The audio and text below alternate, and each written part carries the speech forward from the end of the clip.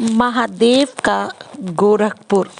जी हाँ दोस्तों, आपको बता दें इस समय पर महादेव का गोरखपुर फिल्म का टीज़र लॉन्च हो चुका है और इस टीज़र में रवि किशन लीड रोल में नज़र आए हैं, जिन्होंने अपने करियर की शुरुआत की थी भोजपुरी इंडस्ट्री से और भोजपुरी इंडस्ट्री से लेकर बॉलीवुड तक अब रवि किशन किसी भी पहचान के मोहताज नहीं हैं।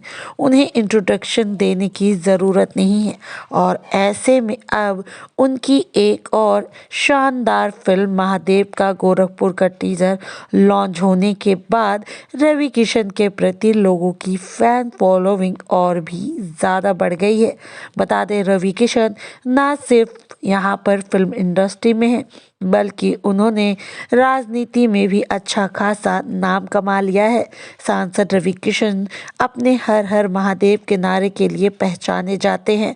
वह हर मंच पर हर हर महादेव का नारा लगाकर ही अपने संबोधन को आगे बढ़ाते हैं।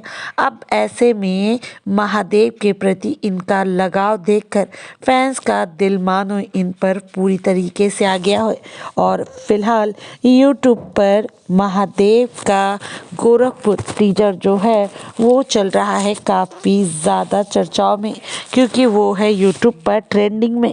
खैर दोस्तों, आपको हमारी ये भोजपुरिया स्टार का ये फिल्म का टीजर कैसा लगा कमेंट बॉक्स में ज़रूर बताएं।